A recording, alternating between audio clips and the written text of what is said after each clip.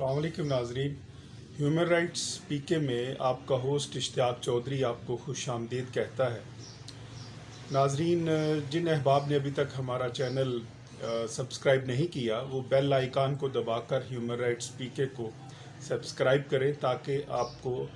हमारी हर आने वाली नई जो वीडियो है वो बर वक्त आप तक पहुंच सके। आज हम बात करेंगे जुडिशल कमीशन के अजलास की जो इस्लामाबाद में हुआ।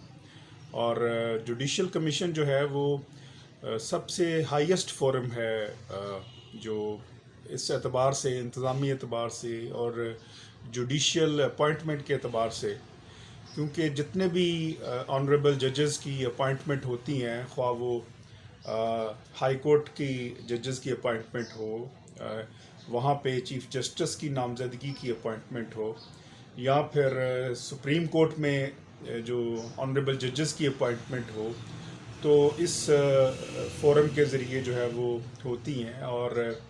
जिसको हेड करते हैं chief justice supreme court of Pakistan, और उनके साथ साथ जो सीनियर जजेस हैं ऑनरेबल सुप्रीम कोर्ट के, और इस तरह चारों हाई कोर्ट के जो ऑनरेबल चीफ जस्टिस हैं, अटॉर्नी जनरल है, लॉ मिनिस्टर है, पाकिस्तान बार काउंसिल का मेंबर है। तो ये इस एतबार से एक बहुत बढ़िया फोरम है, और यकीनन इसकी ज़रूरत भी इस एतबार से महसूस की गई है ताकि जो अपॉइंटमेंट है आला अदलिया में ऑनरेबल जजेस की, वो क्वेश्चन मार्क ना हो सकें, और डिस्पेंसेशन ऑफ जस्टिस का जो अमल है वो हकीकी मानों में एक ट्रांसपेरेंट जो है वो होता दिखाई दे। जैसे हम कहते हैं कि justice should not only be done but seem to be done. तो इस अजलास में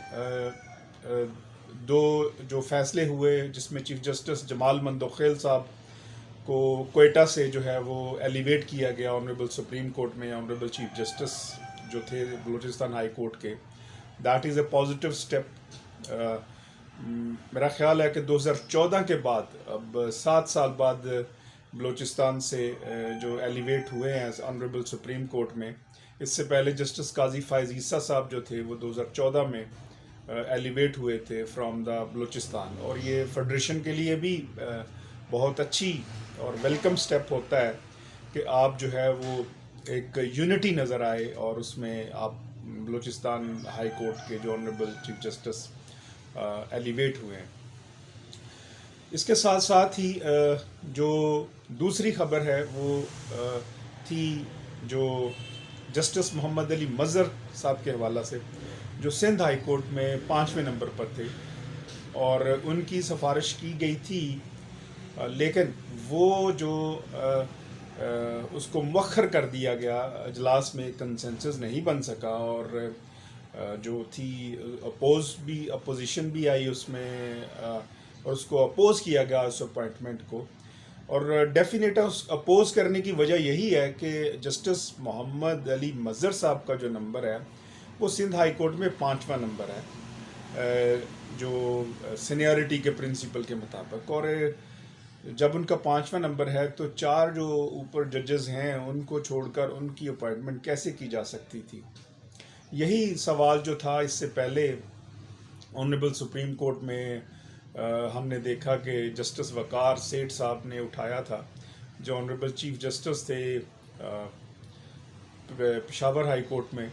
और कि जो है वो सीनियरिटी को असूल को मद्देनज़र रखना जाना चाहिए। इस सीनियरिटी का जो असूल है दरअसल ये भी क्या है, ये अगरचे एक व्यू ये है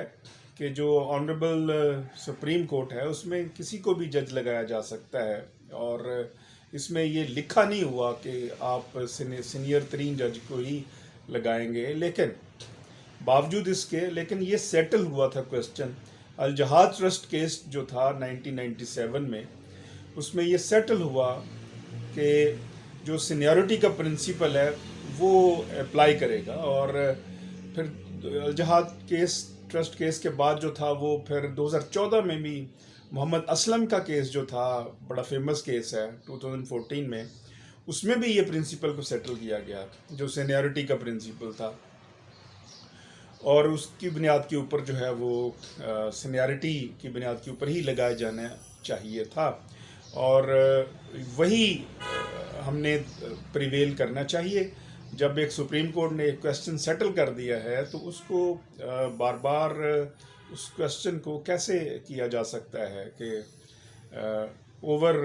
رائڈ کیسے کیا جا سکتا ہے خود ہی جب ایک کویسچن سپریم کورٹ سیٹل کر لے۔ پھر ہم نے، اور اس کا اظہار جو ہے ابھی ریسنٹلی ہم نے دیکھا کہ 2 روز قبل جو تھا وہ جو حامد خان صاحب ہیں، وکلاء کے رہنما ہیں، انہوں نے بھی اپنی تحفظات کا اظہار کیا، اور انہوں نے کہا کہ ہم نے جب ہمیشہ سے ہم اس پرنسپل کو اپریشیٹ کرتے رہے ہیں کہ پرنسپل آف سینیورٹی جو ہے اس کو مد نظر رکھا جانا چاہیے، اور اس کو مد نظر نہیں رکھا گیا، اور اگر اس طرح نہیں رکھا جائے گا مد نظر جو ہے تو پھر ڈیفینیٹ ہے ایک کویسچن مارک آتا ہے فیوریٹزم کا جو ہے وہ، اور جب فیوریٹزم کا کویسچن مارک آئے گا تو جو ڈسپنسیشن آف جسٹس ہے وہ متاثر ہوگی۔ تو اب ڈیفینیٹ ہے یہ چیزیں عدلیہ کی آزادی سے مشروط ہے۔ اگر ہم نے پاکستان کو آگے لے کے جانا ہے، اگر ہم نے، اور ڈیفینیٹ ہے اس سے کون کر سکتا ہے، ڈس ایگری کون کر سکتا ہے کہ ہم پاکستان کو آگے نہیں لے کے جانا چاہتے ہیں، ہم نے پاکستان کو آگے لے کے جانا ہے، اور جو سپریمیسی آف کانسٹیٹیوشن ہے اور رول آف لا ہے، ڈسپنسیشن آف جسٹس ہے، تو یہ